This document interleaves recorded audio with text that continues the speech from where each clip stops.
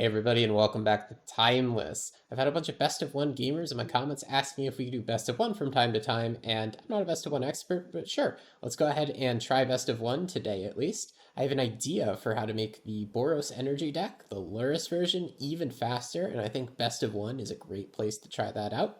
In my opinion, for the Boros deck in best of one, there's really two approaches to tuning that deck for best of one. Either you can do something like Splash Black and play a bunch of Thought Seizes to try to make the deck a little bit more robust, well-rounded, and try to mitigate some of your bad matchups, or you can go faster and you can focus on goldfishing people and winning under the unfair decks. You might as well you can say something like, okay, show and tell, they have the nut draw there, they can win on turn 3, but if I'm winning on turn 4 consistently, at least I'll win some percentage of those matchups, because show and tell doesn't always win on turn 3. If I'm going first, I can absolutely get under them. So we have what's pretty close to a standard Luris build of energy, except you'll notice that we are very much missing Unstable Amulet.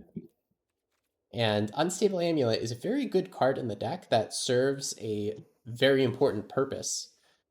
It lets you rebuild after a board wipe, and it also allows you to turn your energy into card advantage. However, at least my philosophy for this build of the deck is I'm building it to be as fast as possible. Tapping this to slowly draw one card a turn is a little slow. A lot of board wipes nowadays are things like Wrath of Sky's Temporary Lockdown that actually hit this. So I've decided to toy with the idea of getting rid of it. And in the slot, we're playing the card Reckless Pyrosurfer. It has Landfall Battle Cry. It's very good. So when you play a fetch land and crack it, this thing will give your whole team +2/+0 when it attacks. You'll notice the team is quite expansive over here. We have Guide of Souls, we have Nurturing Pixie, Ocelot Pride, Ruby Collector, and the Funny Monkey, as well as a Johnny and Amped Raptor. And I'm also trying out Core Skyfisher as an alternative to Nurturing Pixie. I'll see how it plays so far. Nurturing Pixie is theoretically a 1-mana 2/2, but this is a 2-mana 2/3 that can also bounce lands, interestingly. I just want to try this interaction. Core Skyfisher, it gets played a lot in Plopper, and what you'll often end up doing in that format is picking up your land and then replaying it. Replaying your land is a way to trigger the Pyrosurfer, of course, but it also technically gives you an extra little bit of burst of mana. Like, let's say it's turn 3 and you only hit 2 land drops. You don't have your third land in hand. What you could do is play Skyfisher with your first 2 mana, return a land to your hand, replay the land, and then there's your turn 3 third mana. It is temporary mana. You don't have a third land in play forever, but it did give you +1 mana that you could use to cast a removal spell or whatever you want. So I want to try Skyfisher. I want to experiment with it. And other than that, it's pretty much a stock build. The removal is also pretty stock. We're playing 11 removal spells in the main. Got to go fast, got to get things out of the way. The exact number of Ruby Collectors, Nurturing Pixies, Skyfishers that you play is really up to you. If I only had one copy of the Ruby Collector in my collection, so that's why I'm on exactly one. If you really like the card, sure, you could play 2 or 3. Sure, you could play all 4 Pixies instead of the Skyfisher. That's fine. It's really up to you how you build the deck. Oh, and one more thing with deck construction is I decided, just for Pyrosurfer's sake, since we're trying out the card for the first time, let's do 12 fetches, which is a lot, man. It's a lot. But we'll see if we can make it work. I do have a sideboard included here if you are a best of 3 gamer and you want to try some Pyrosurfing in best of 3. This is roughly correct. I haven't played this deck in best of 3 yet, so don't know if the sideboard's perfect yet, but this is going to get you at least in the right direction, and then you can start tailoring the sideboard for whatever you see in the meta. I think that's enough for me. Let's get gaming in best of 1. All right, game 1 with Boros best of 1. We're up against Yon Fury, and we are here to prove whether or not Amulet is a scam. I remember a while ago when I said, like, either on Reddit or Discord, I got kind of roasted for saying Amulet was like the slowest and clunkiest card in the deck, and that it was bordering on being cut. It does serve a very specific and important purpose in the deck, so I wouldn't cut it from normal builds, but this is the build I could see cutting it from. That was a easy keep. I know I was talking over it, but we see 3 creatures and a removal spell. I'm always going to be happy to keep that. Our opponent is going to flip their curtains very soon, unfortunately, so we can think about our sequencing here a little bit. We just play the Ocelot Pride out. That's a 3/4 menace. That's a nasty body. How are we going to get around that? I can't bolt it. I could Static Prison it, but that seems so excessive, right? I'd rather let them... Actually, I think I will Static Prison it, because I'm thinking about my sequencing for the next couple turns, right? I think this turn we can play Ocelot plus Static Prison. Next turn we're going to play Skyfisher, pick up the Static Prison, so we don't have to keep this under the Static Prison forever. We can decide if we actually want to permanently Static Prison it later.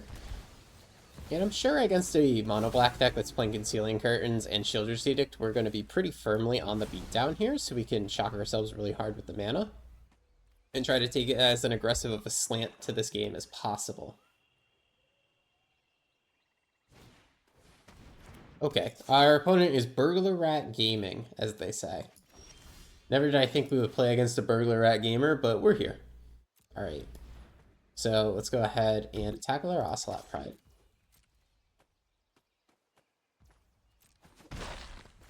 Up next, we're going to go ahead and play 8 Mountain. Of course, Skyfisher is going to bounce the Static Prison to our hand. This is going to re-enter the battlefield, but that doesn't do anything. But we get to generate 2 extra mana. We could just exile it again.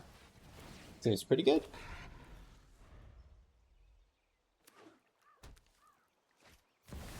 Okay, Shieldred. Yep, that is a little bit better of a card than Burglar Rat.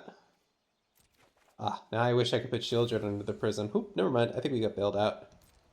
I think Shieldred is a very, very high quality card, and I think it's totally worth 2 removal spells. It is the card that will get them back into the game. It will let them stabilize against us. With Gyre Reach, it's also going to be Reach. Haha, I didn't mean to make the pun. Alright, let's get in there. We have to kind of hope that they don't have too many more threats to back that up, though. If they slam another Shieldred or a One Ring, they could definitely run away with the game having stabilized. What we could do soon is let Static Prison break and replay it with Luris. Ooh, okay. Well, at least they can't discard us. They can only minus an Edict, which is not going to be good, so they'll probably plus and do nothing. Oh, okay, yeah. I will sacrifice a little baby kitty cat. One of your friends has to leave. I think we're still doing pretty good. Let's take our Surveil. We do not need a 5th land in this deck ever. And the 5th land was granted anyway. I'm going to go ahead and pay some mana here. Pay some energy. And then we can attack down Liliana, attack down then. We're going to put Luris to our hand, and I'm going to choose not to play this land on purpose, just in case they have another Liliana or a discard effect like that, so we just discard the land instead of discarding the Luris. Luris is super, super, super valuable to us. Wow, Hypnotic Spectre gaming as well. Alright. Our opponent is gaming today. Do I want to let that pop? I actually can, and then just clear the Hypnotic Spectre, right? Alright, so let's do what I said. I also could have replayed the Guide of Souls first. Maybe that was a little wiser. So let's go ahead. Luris. We're going to... Do I need to get rid of the Spectre? I'm just thinking about what I can and really should play. I'm going a little fast here while I explain. I think we could just exile the Spectre, at least for right now. And if our opponent wastes their mana flipping this to look at our hand, that's fine. That is totally cool by me. We also get a life gain trigger here. Make some extra kitty cats. We don't have a Guide of Souls in play for it, but it's fine. Alright, we are going to be looting. I guess I'll keep the Ajani.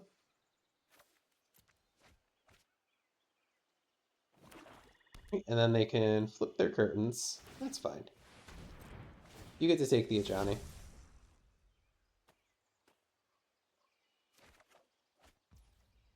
Oh, well.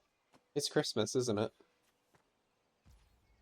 Alright, let's go ahead and fetch here, just for deck thinning purposes.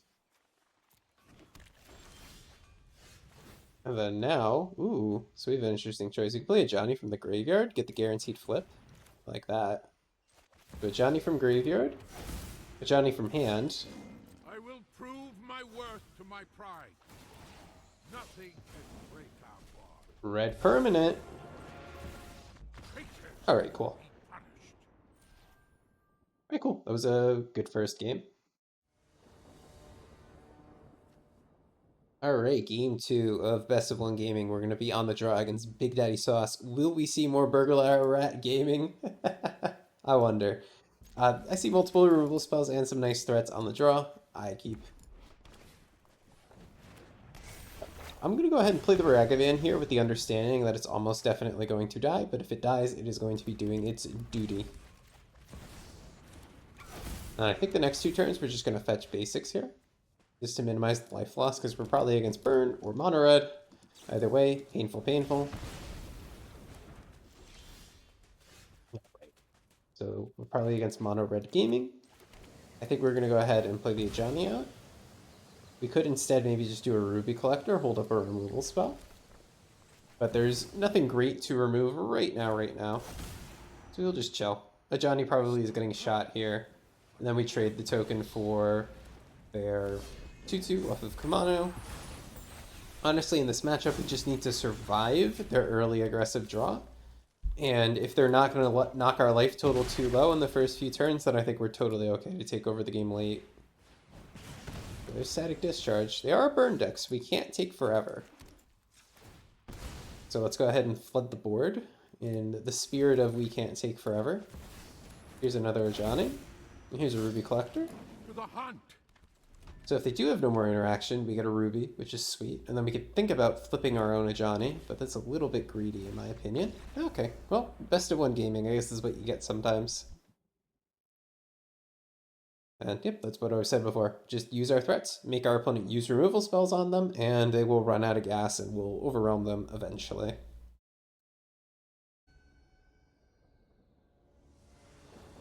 Oh, right. Game 3 of Best of 1 Gaming, we are going to be against Pink Nasty on Obosh. I love it when I see Obosh. So this might be something similar to my Boros scam list. We'll see. But I saw a funny monkey on the play I keep. I love how this deck just is dense, cheap threats and removal spells. It doesn't even have slower card draw spells like Unstable Amulet anymore. It's just gas, gas, gas, gas, gas. Let's present that turn 1 Ragavan and say, opponent, you better have an answer here. If they do, we just do turn 2 Ajani, turn 3 Skyfisher value, etc. Alright, sweet. Let's go ahead and try to turn our Ragavan sideways.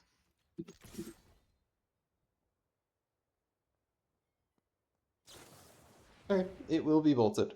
That's fine. And now let's go ahead and play out the Ajani. I don't love having to shock again here.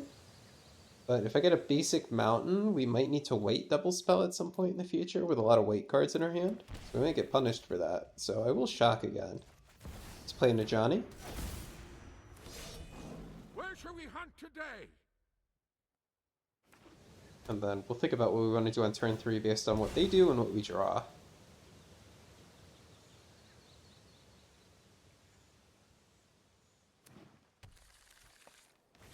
Wait, it is Gruul Gaming with Obosh. Interesting. Deathrite, alright.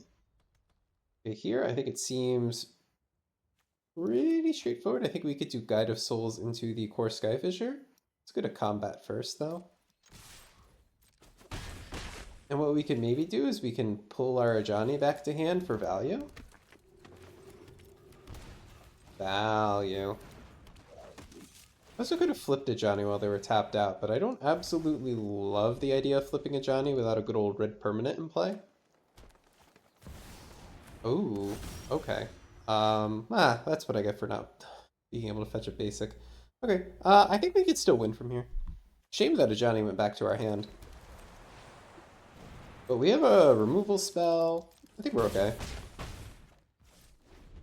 But ooh, Gruul Obosh and Gruul Ponza is not something I've tried to build in this MH3 format yet, so it's got me excited. I might try this actually. It's a deck that hasn't been great in the past. This isn't good.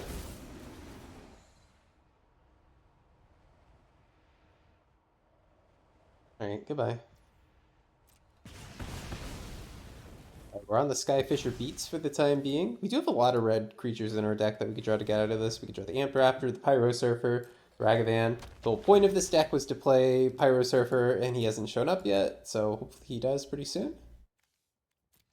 6 is probably getting shot by our Discharge. Oh, okay, they're gonna re-scam out of their graveyard. I like it.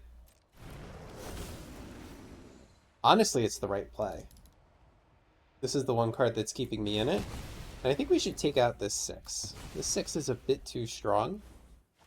Is there any harm in waiting until my turn? I don't think so. So let's wait until our turn.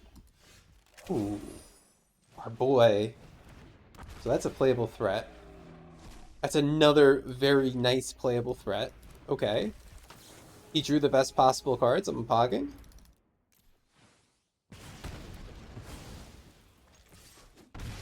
Alright, and if we draw land, we're going to hit them for 5. Our board isn't that big right now, so a land is only +1 damage. But hey, we got 2 threats on the board, and unless they have another Fury red card in hand, we're doing good. Like, ooh, Funny Monkey. We dash this, right? Make them block. We could play it at sorcery speed, but why do that? That's just giving them more time to stabilize. Let's go ahead and make them block token for Ragavan. Opponent themselves, technically under their own Blood Moon and on 3 mana. Though they're a Gruul deck, I highly doubt that they actually need more specific mana than this. Get rid of the Deathrite, they're looking for answers here. If we draw land, it is lethal on board. Okay. Oh, Ragavan and attacking? Interesting. I think they would surely try to block. Okay, well, they can block with my Ragavan, I guess.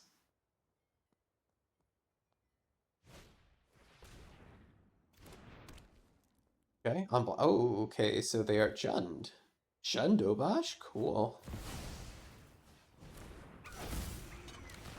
Very interesting. Oh, hey, another Funny Monkey. He keeps getting lucky today, doesn't he? We're just turning it all sideways then. Yeah, the Funny Monkeys trade. So opponent needs a mass removal like Fury. Or they could get one removal spell, chump block, another removal spell, or just a big stupid. Big stupid creature would totally block. That's too slow, opponent.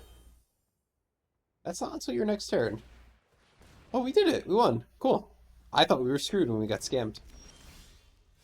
But turns out no. Hey, look at that. No, I want to take the landfall trigger. I haven't done it yet. No. Alright, 3 for 3. Alright, game number 4, we are going to be on the draw against Nemesis 2001. We're 3-0 on the video. I was playing the deck a little bit more before I recorded just to make sure it was good and to get a little bit of a feel for best of 1. And, I wasn't undefeated through that, of course. I think I was 2-2, roughly, like even, or maybe 3-3. Some amount of games like that. I wasn't precisely keeping track. Opponent's going to lead with the Thoughtseize. This very much could be show and tell, and we very much could lose. I would welcome a challenge over the, what's that card even called? Burglar Rat Gamer? Alright, they take my Funny Monkey. He's just a little bit too funny, and I understand that. I think against a deck that is going to lead with Watery Grave, we are totally fine to, like, freely shock and fetch here, just to make sure our mana is good. I don't think we need to worry about fetching basics or fetching lands tapped too much. And now my 1 mana 1/1, he's gonna get in there one day, I'm sure. Alright, cool. Now a bit of a decision point. Do we want the Ajani? Do we want the Amped Raptor? We do have a haste creature in this deck, so we actually are quite incentivized to play Amped Raptor before combat. That's something that the Boros deck doesn't usually have. Usually you wait until after combat with these things, unless like you have a Guide of Souls in play and you want to generate energy. But here we're just gonna run it out. Maybe we hit our haste boy. We hit the Funny Monkey. That's good. So next turn we could trigger Ruby Collector, assuming that we don't get messed with. But that's a very big assumption. And this is the tough part about BO1 gaming, right? Because if we're up against Show and Tell and they just naturally have it, we lose. And if I assume we're up against Show and Tell and I try to throw all of my creatures onto the board and I get board wiped because it's actually blue-black control, then I lose. With Hedgemees, it is almost definitely Show and Tell, and they absolutely could have it, but they haven't cast a tutor or anything, so it's quite unlikely. Our opponent passed the turn back. We're going to do some math. I would like to see if we can kill our opponent this turn, or get them very close. I think the answer is no, but we can activate Ruby Collector to buff the whole team. At that point, we would do 8 damage to them. Not enough. Not enough to really be close, unfortunately. So what I'm going to do is I'm just going to flood the board as much as possible with this Amped Raptor. Maybe I hit a Pyrosurfer. That would be enough. Come on, Pyrosurfer. Bolt is good. Bolt is good. I like bolting them. Can't activate Ruby Collector anymore, but I do like the idea of bolting them. Go ahead and play this Arid Maze out. Let's go to combat. Let's hit. We do get a Ruby. Fortunately, we can't play the Ruby to activate him in this combat. But we're going to hit for 5. Maybe we hit a Thoughtseize off the top of their deck like a Luck Sack. I love being lucky. Nah. I'm only lucky sometimes. Play the Ruby. And then here we can go ahead and fetch out basic planes. And, you know, hopefully they don't have it this turn. Yeah, it's what you gotta hope against show and tell at gaming sometimes. And then we'll hold this Ajani. We could technically play out the Ajani, but we do not need to overextend into them possibly having a Path of Peril in their show and tell build. Like, it's totally possible that they play mass removal. I don't think people do, but I'm not a best of one gamer, so I don't know how people build their best of one show and tell lists. They still haven't, like, cast a tutor or anything, so might not have it. Born upon a wind in a desperation draw. Okay, well, they kind of have to have it here, right? I mean, we did everything that we could. We tried to set ourselves up for a turn 4 kill, yep, and we did it. And I think that's how you should approach show and tell in best of one. You obviously could change your deck a lot and try to either main deck hate or main deck discard. But I think another fine strategy is just to race them. It still might only be a 40% to win matchup if you're just racing them, but that's fine. It's not the end of the world. At least it's not like 20% that it is for slower Boros decks, right? And your matchups versus the rest of the field are above 50, so it'll average out and you'll get an above 50 win rate. At least that's my opinion. You don't need to dilute your deck by trying to make it too robust. I think you could stay with a very focused, very aggressive deck and try to get under their skin from time to time. Alright, we are going to be on the play against Drago for, I think, Game 5, Best of One Gaming. We do have the cool new card Pyrosurfer in our hand. This hand is a little awkward because of the tap land. I'm pretty sure I'm supposed to keep this anyway, just because we got Guide of Souls on the play, a very healthy mix of creatures and removal. It's hard to complain about this hand, right? And I think we're just going to fetch our Sacred Foundry, play this, removal on turn 2, and Surveil on turn 2, unless the land drop untapped comes to us. That would be very nice, but it's not at all guaranteed, so let's not plan for it. I think just Guide of Souls and a removal spell next turn is fine. It's not a great explosive draw, but I think it is better than us going to 6. So I would say this deck mulligans decently well. Of course, you lose a lot, losing a 7th card as an aggro deck, but this deck has so much redundancy that when you mulligan, you're almost always going to end up with a group of cards that do roughly the same thing. You'll just have less cards. I think I'd rather hit 3rd land than hit a random 1-drop. We'll go ahead and put that away. We don't quite have the mana for the Nurturing Pixie. If I had another 1-drop in my hand, I would maybe consider keeping it. Or maybe what I could have done is I could have played Pixie, pick up Ruby Collector, put it back down. But Amp Traptor is a much higher power play than that. I would so much rather do that. Great, so we have a little bit of a choice. We can either do the Amp Traptor or we could do a Johnny. A Johnny guarantees some extra energy for Guide of Souls. We would have 3, and we could fly something. But Amp Traptor guarantees another spell. Man, I love Amp Traptor. It's really like the best card in every deck it's in. Oh, and we hit the Pride. That's awesome. And then here we're going to go ahead and fly our Ruby Collector, because this card is usually super fragile. So let's fly it while they're tapped out to make it bigger so it doesn't die to random 1 damage removal. And now we have a pretty formidable board. It looks like our opponent is just playing something fair. I don't know what this card means. I haven't seen it before. You know, not to punch down on our opponents and say their decks are bad, but when I was playing earlier, like before I recorded, and I went like kind of even on games, everyone was playing a super meta deck. And then I click record and now everybody's playing like whatever, which is totally cool. Yeah, you know, you don't have to play meta Boros every minute of your life. But we're going to smash a lot of decks like this when you're playing a very fast Boros build.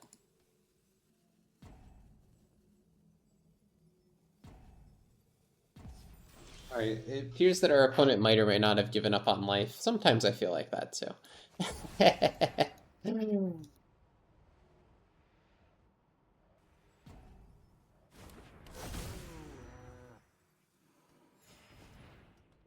Alright, looks like that did end up resolving. So let's go ahead and just get this out of the way and smack for a bajillion damage. Math is for blockers, as we know.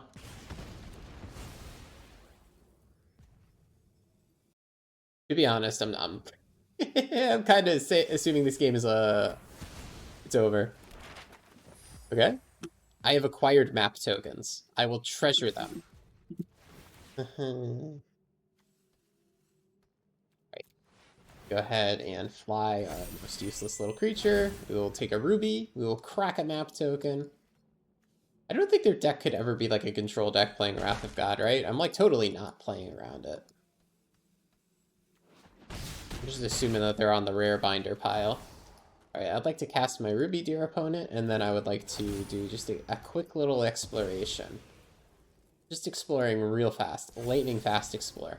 Amped Raptor? I love that card. I think it stays on top, right? We could argue, because we're only going to have 3 mana next turn, that we should put it in our graveyard. I actually do want to put this in my graveyard. And the reason is I either want to draw 4th mana so I can play both of these, or I want to draw 1-drop so I can play pyrosurfing plus 1-drop.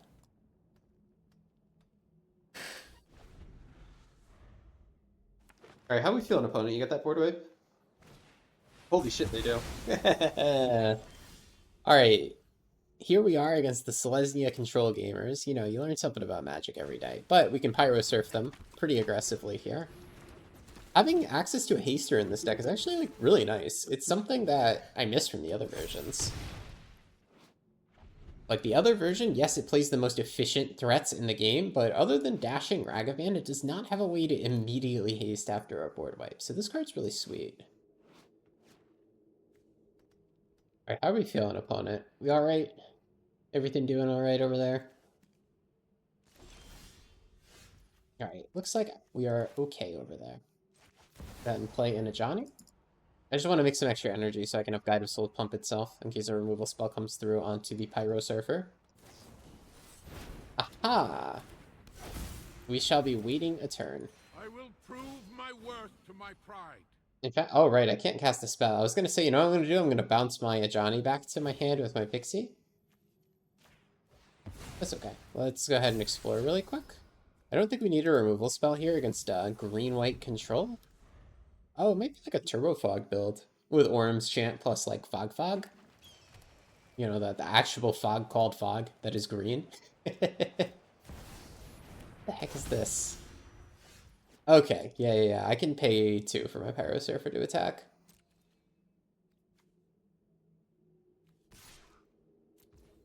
I paid 2. Oh, I shouldn't have also paid energy, just in case they had a removal spell. I was kind of just clicking absent-mindedly. But you know what? That was at least interesting, what they were trying to do. A little bit of green-white prison. I'm sure they're playing Fog in that deck as well. Alright, we will be up second against David Gabb. This seems like a pretty good second hand. I mean, every hand in this deck looks the same, which is like such a good thing, by the way. Like, every single hand is like 1 or 2 removal spells, a bunch of creatures, and 2 or 3 lands. And that is awesome. So hopefully we can play against a meta deck here, because usually I'm happy to look good, right? I'm happy to go 5-0 with the deck, and I'm like, guys, I'm undefeated, look at my clickbait thumbnail. Though I kind of do want to have a legitimate challenge against another meta deck or 2 in the video, just because a lot of people do watch these to learn. So hopefully opponent is also on energy, and then we can have a really cool energy mirror. And you see we have this Skyfisher here. We could actually use Skyfisher for mana ramp, as I was mentioning before. And I know, don't freak out that I called it mana ramp. Oh yeah, it's Fleage. Cool. Alright, so this should be a nice challenge. Fleage is really strong against creature decks, so let's try to navigate this correctly. I think we're still just slamming a Johnny's on curve. I think it's going to be hard to go wrong with that. Ooh, Sorin plus Fleage. I've seen people do this before. It's a nice way to flip him. Okay, so I drew a card that changes my plans. It might change my plan. We could still just play a Johnny, but we could also play the Ocelot Pride, get that engine going, and shoot Soren, because we would have an extra energy from the Guide of Souls ETB trigger. I think that's the plan. The Soren flipping, it could be a little nasty. Like if they have another Flage next turn, they get to kill one of my creatures, flip Soren, kill another creature. That's a lose condition, and we want to play around that. So oftentimes in the situation when you like just shoot your opponent's 2-drop, it's usually for tempo reasons, because I want to keep attacking. But realistically, it's like, no, I need this threat dead, because if it flips, which it totally can next turn if they play a Flage from hand, then we lose. Because if they play Flage, flip Soren, that is 2 removal spells, and we're not going to recover from that. They have Flare or something? They have a Solitude, okay. Get my Ocelot Pride? Yeah. Okay, so yeah, I guess they realize they're on the back foot after this goes through. Unfortunately, we don't get to snowball with that Ocelot Pride, but I'm happy that they 2-for-1 themselves. Hopefully it's not a Flage right here to kill my guide, because then we just have an empty board on turn 3, and no aggro player ever wants to be there, right? Uh-oh. Yeah, and if they have another... Oh, they have a basic swamp in play, so it's going to be until turn 5 where they can play Flage. Ooh, so here we could do the Skyfisher thing. We could play both Skyfisher and Ragavan to be a little bit better against removal. I think I like that. Is Skyfisher plus Ragavan more powerful than a Johnny? I think so. Play Skyfisher, bounce my land. Play the land. Play Monkey. Pass the turn. Opponent hovering over my Skyfisher to read it, because yeah, it is a funny card. I don't know if this is optimal. If you don't want to play with this card, you want to play Pixies or Ruby Collectors instead, like I said before, go for it. We're just having fun playing with a card that's a little different. Alright, I'd love a removal spell for this so that my funny monkey gets to attack them. He's a funny boy. No removal spell, but what we do get is a pyrosurfing. I like that, right?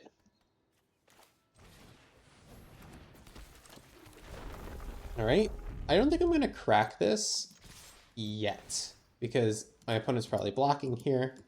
They might even block the pyrosurfer. Yep, they block the funny monkey. Alright, well, they're at 11. We need to fade them drawing an extra source for this Flage.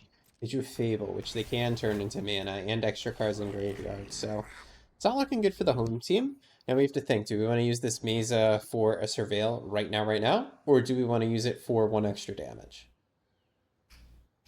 Could be really good for 1 extra damage. I think we are a little more interested in the damage. Could be more damage on a later turn, but I actually want to play all of these right now. Because we're probably getting Flage, they're going to remove one of my threats.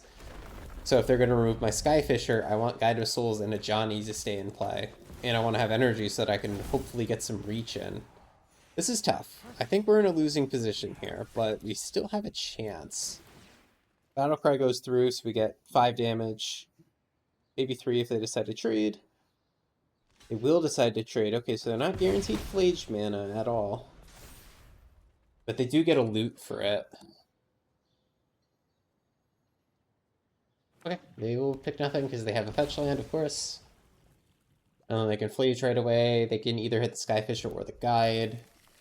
Both are fine choices.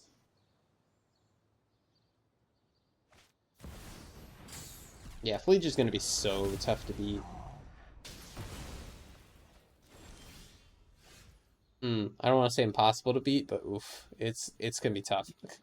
About as tough as it's going to get. So what I'm thinking about doing here is interesting. So I might play Core Skyfisher, pick up a Johnny so that he doesn't die, to keep him safe. It'll give me an energy. We can fly the Guide of Souls with the energy. That would get him to 4 toughness. That'll keep him safe against Flage. So hear me out. I think we still lose the majority of the time here, but let's try this. Let me attack here. Guide of Souls is safe. My opponent's at 7 and gonna go to 10 though, which is troublesome. Okay, and they thought seize my guy. At least they did 2 damage to themselves, but it's hard to imagine getting enough damage through? Oh, you have more removal? Yeah. Yeah, it's hard to imagine at this point. We'll give ourselves one more draw step. Maybe we do believe in miracles.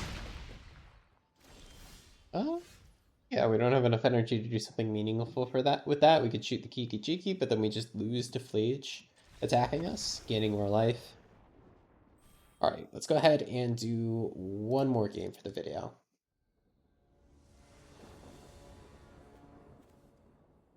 Alright. This is, I think, game 7 of the video. Last one for me, at least. And we are going to be on the play with a Ragavan Ocelot Pride, Amped Raptor hand, all the good friends. Let's do it. Alright, and it looks like we might be against Shift and Tell, or maybe a cool Eldrazi deck. Good news, at least, is that they won't be able to have an answer for a Ragavan or an Ocelot Pride. Probably. They might. Depends on what their build is. Ooh, that does not look like Shift and Tell. What the heck is this? Wait, I'm overgrown too. What's this mana? That you're playing Devourer. I'd love to know. And Mana Confluence? What do we hit? Okay, I'm more confused. I love being confused. I think we could double Ocelot Pride here and try to go wide. Yeah, we can hit Blessing next turn probably, which is pretty cool.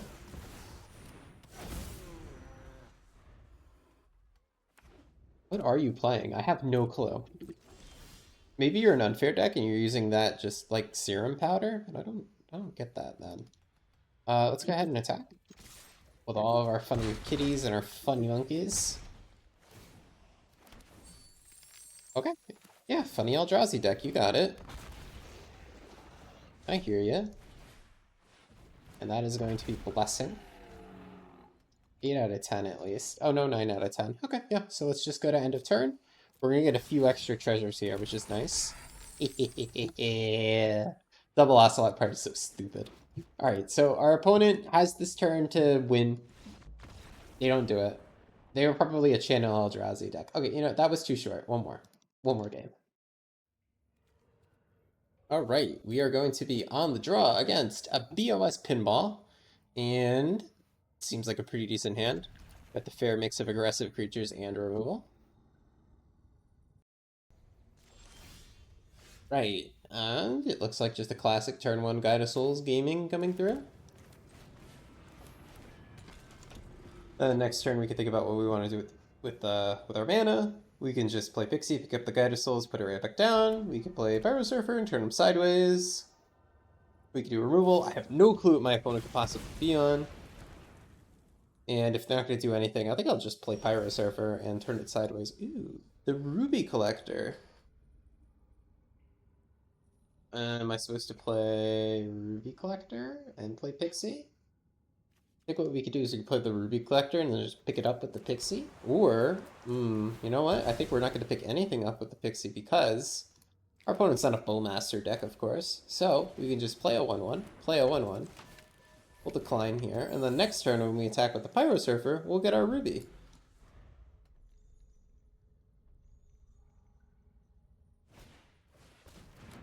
Alright, ooh, it's Nadu. Alright.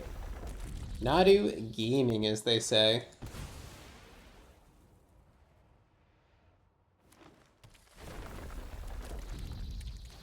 Alright, oh, hey, Ormanite and everything. Okay, the whole gang is here, as they say. Now what? I think we do want to shoot the Nantuko. I think we're unfortunately going to end up trading this Pyrosurfer.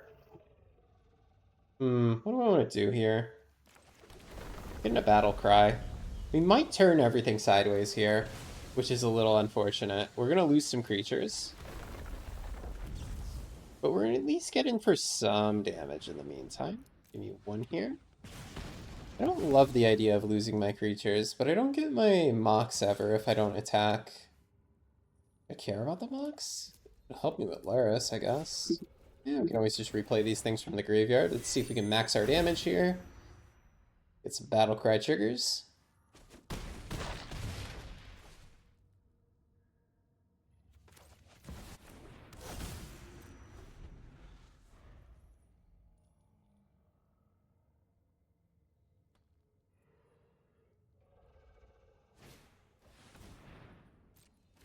Right, and cool part about Galvanic Discharge is we can go ahead and shoot the Nantugo right now.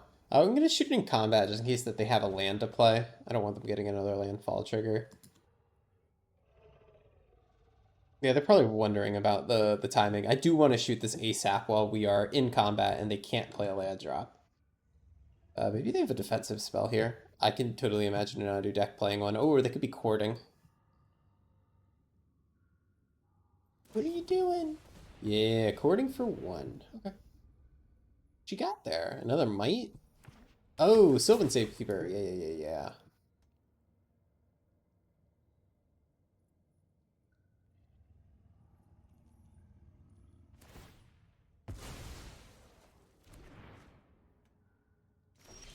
Okay.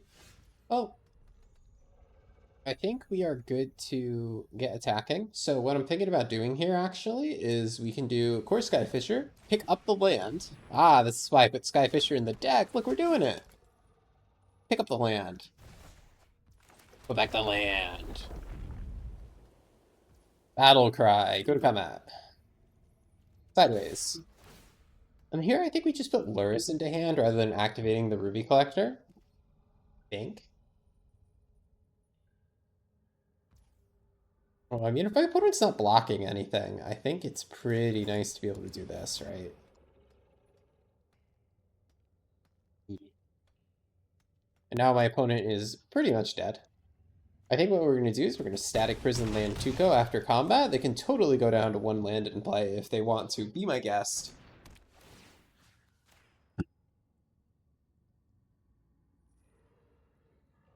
Or they can Haywire Might it. That's also fine.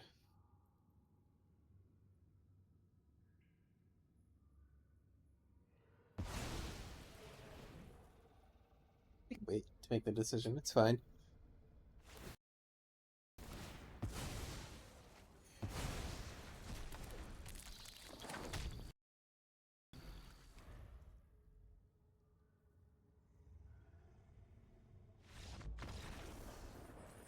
Great. And we'll take that win. All right, I really liked how this deck performed, actually. Pyrosurfer impressed me, less so for that landfall ability, and more as just a 2/2 haste beater that added to like the critical density of creatures in this deck. I really like the idea to take out the amulet. I think that if you're building a best of 1 Luris version of this deck, you can really streamline it like this, and the amulet becomes kind of not necessary. The games where amulet could claw you back into the game or make a big difference are games that you're probably going to lose anyway due to you just being a lot slower than your opponent. So this is definitely something to try. Also could just be sample size. Maybe this is a bad thing and I just ran into all the burglar rat gamers and I got all the free wins, right? But I definitely think this is a sweet way to build the deck for best of 1. I'm curious if anybody else has fiddled with Pyrosurfer and any other aggro decks, because hey, playing Pyrosurfer with 12 fetches seems like a recipe for success.